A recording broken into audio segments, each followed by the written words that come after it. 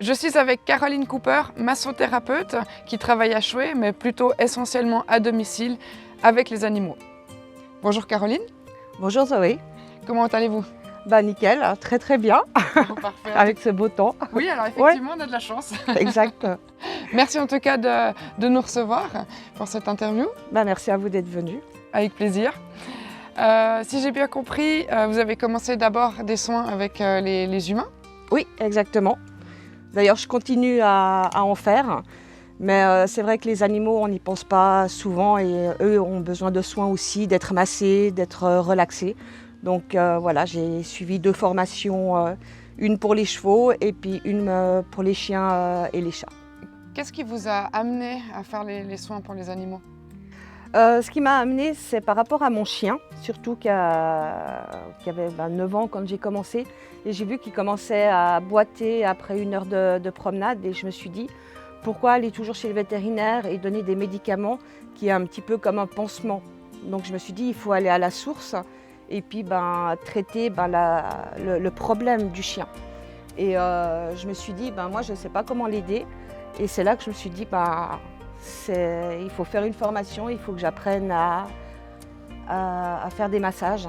Et puis c'est là que ça a débuté. Et puis vu que je suis fan des chevaux, je me suis dit pourquoi pas faire tout en même temps. Ça arrive fréquemment qu'après une anamnèse pour l'animal et pour l'humain, vous traitiez du coup les deux, d'abord l'humain ou d'abord l'animal et ensuite son propriétaire? Alors si la personne vient pour l'animal, on va traiter l'animal, mais en discutant pendant le soin avec le propriétaire, on va souvent se rendre compte que si tout d'un coup, je prends au hasard par exemple le cheval qui a mal à une épaule, très souvent, je vais juste toucher l'épaule du propriétaire ou de la propriétaire qui va faire aïe ouille. Et puis souvent, c'est exactement les mêmes mots, ce qui amène après très souvent aux soins du propriétaire. Si on traite que l'animal et que le propriétaire ne va toujours pas bien, il va retransmettre de nouveau ses douleurs, ses maux au cheval. Donc c'est un cercle vicieux pour finir. Donc voilà, après, il y a le sens contraire où la personne qui ne se sent pas bien va venir pour un soin énergétique. Et en discutant, la personne a un animal et puis elle se rend compte qu'il ne va pas très bien. Et elle a envie que son animal aille bien aussi. Donc ça va dans les 2 sens au final. Donc vous avez votre cabinet à Choué, mais vous travaillez essentiellement à domicile. Est-ce que c'est plus facile pour les animaux d'être sur leur propre territoire? Oui, parce qu'ils se sentent rassurés. Ils connaissent leur maison, ils ont leurs odeurs, ils ont leurs habitudes. Et c'est plus rassurant que d'arriver à un endroit où on ne connaît pas. On se retrouve sur une table de massage avec une inconnue. Donc ça fait beaucoup, on ne va pas dire de négativité, mais c'est plus simple à la maison. Et moi, ça me permet aussi de voir l'environnement de l'animal, de voir s'il y a un jardin. Là, je sais que l'animal sera peut-être plus détendu parce qu'il aurait déjà couru dans le jardin. Qu'un animal qui est qu'en appartement et qui ne fait pas beaucoup de balades. Mais oui, à domicile, c'est beaucoup plus simple et l'animal est tout de suite rassuré. C'est ma passion, que j'aime les animaux et que je me répète, mais s'ils sont heureux, s'ils sont bien, s'ils ne souffrent pas, tout va bien, quoi, tout simplement.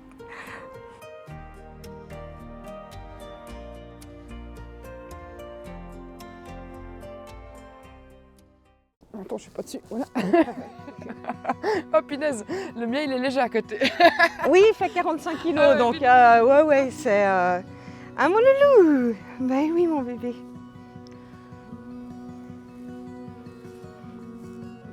Un mon loulou. Oui. Donc on peut y aller, il n'y a aucun souci. Et puis l'animal, il est libre. S'il a envie de bouger, il bouge.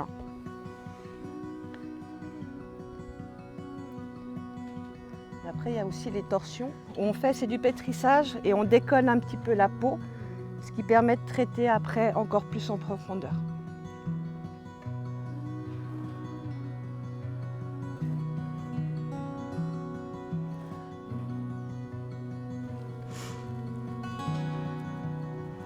Alors on a l'impression que ça fait rien, mais souvent quand je le fais sur le propriétaire, il se rend compte que ça fait des vibrations, mais très profondément.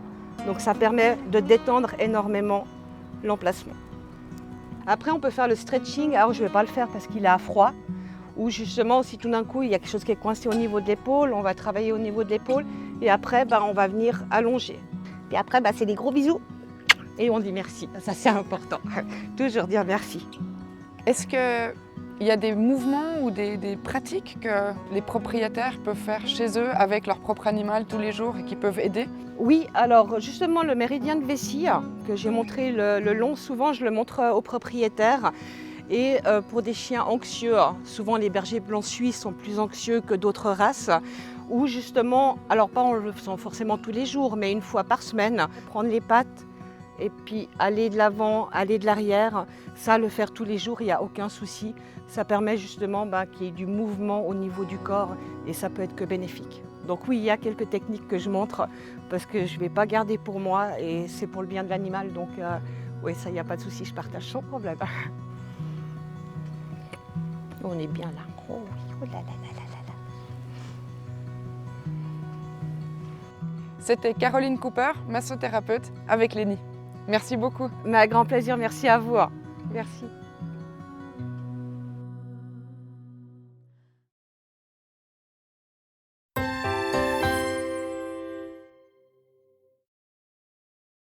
Aujourd'hui, je suis avec Amandine Barras, chiropracticienne avec une spécialisation dans la chiropractie animale. Bonjour Amandine. Bonjour. Merci de nous recevoir aujourd'hui dans votre cabinet. Avec plaisir. Depuis quand est-ce que vous pratiquez la chiropractie sur les humains? Ça fait à peu près 15 ans que je pratique la chiropractie humaine. Et pourquoi cette redirection avec les animaux? Pour ouvrir un petit peu un champ de pratique et parce que tout simplement nos animaux ont aussi besoin d'avoir des soins, très importants d'ailleurs. La chiropratie va vraiment regrouper un ensemble d'approches où on va prendre dans la globalité le corps humain, comme pourrait être le corps animal, même principe, pour traiter les différentes atteintes. Qu'est-ce qui vous a attiré en premier dans la pratique de la chiropractie? Alors, qu'est-ce qui m'attire principalement? C'est la relation avec le patient, c'est de pouvoir apporter une amélioration dans les symptômes, de pouvoir donner une qualité de vie et de traiter certaines atteintes.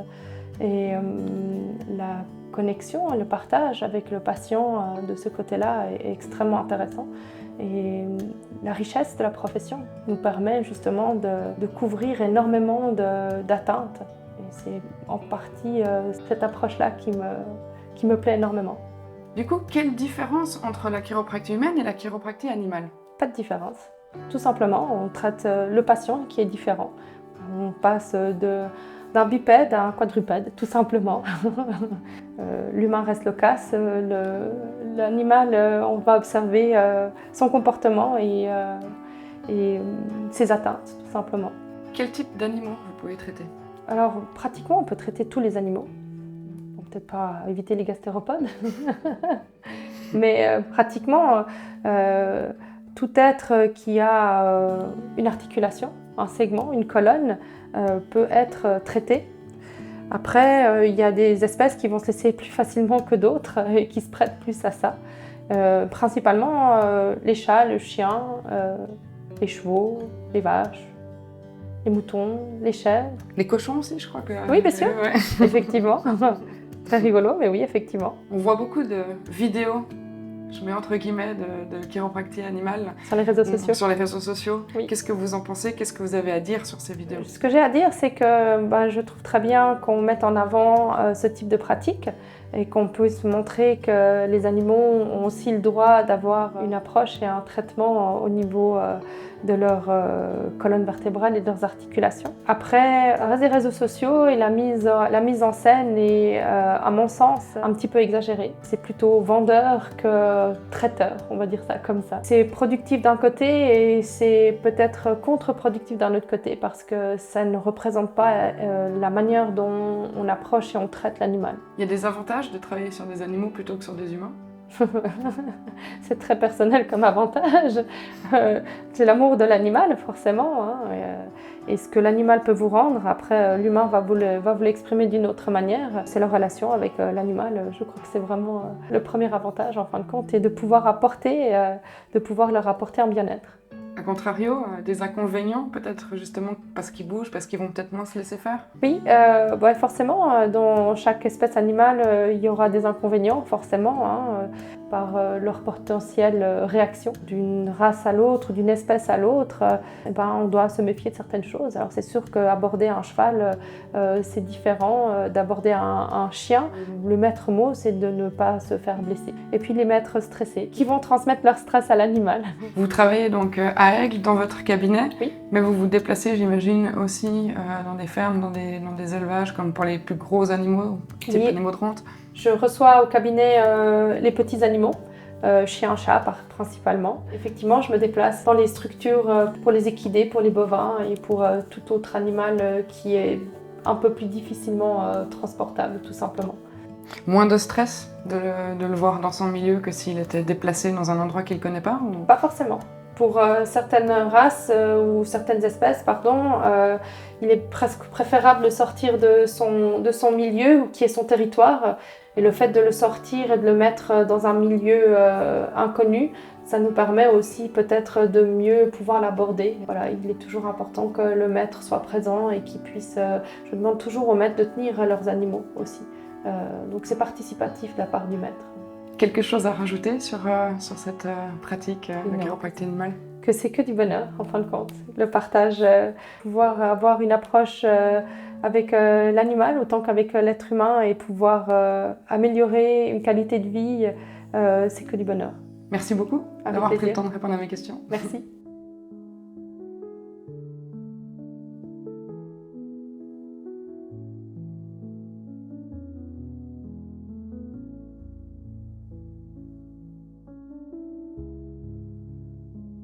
On va travailler, tu vas te laisser faire, hein, les bons doudous, voilà.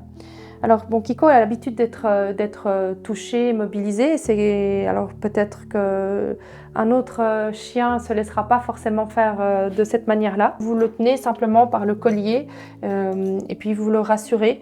J'aime bien quand le propriétaire est présent et qu'il puisse tenir son animal et lui expliquer ou lui montrer qu'en fin de compte, toute l'approche est bienveillante. Donc ce sera ici, je vais travailler l'arrière-train principalement. Donc je recontrôle ce segment. Et voilà. Hein, monsieur? On va enlever le collier et on va regarder un petit peu toute cette colonne cervicale. Alors, je reprends le chien. Voilà. Et on va regarder un petit peu toutes ces zones-là.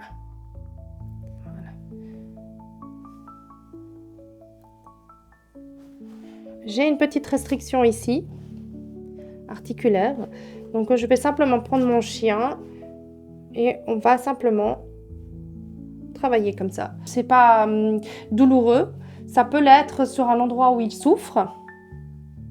Et c'est là à moi d'être brève et de cibler exactement la structure à travailler. Voilà, donc on travaille aussi, on contrôle les membres, donc on peut mobiliser même les phalanges sur les pattes, c'est des choses qui se travaillent. Après, c'est de respecter les structures et l'anatomie, et c'est vraiment, ça se travaille de manière très douce. Voilà, ça c'est bien. Je profite de son attention et attirer à autre chose pour pouvoir travailler un petit peu des segments qui sont un petit peu plus sensibles. On ne va jamais vraiment forcer, à moins que ce soit quelque chose d'absolument nécessaire pour l'animal. Et le comportement du propriétaire joue un très grand rôle. C'est clair que si le propriétaire est stressé, tendu, ça va se transmettre à l'animal aussi. Et donc j'aurai plus de difficultés à peut-être pouvoir aborder certaines structures ou l'aborder tout court en fait. Après, ils savent que c'est pour leur bien-être aussi, hein, ils le sentent et ils voient très bien que c'est quelque chose de bienveillant. Voilà. C'était Amandine Barras, chiropracticienne avec une spécialisation de chiropractie animale et son chien Kiko. Merci beaucoup d'avoir répondu à mes questions. Merci de vous être penchée sur cette médecine qui est une médecine extraordinaire. On peut apporter énormément de bien-être autant à vous les humains que à nos chers compagnons qui nous en sont très reconnaissants. Merci beaucoup. Je vous en prie, merci.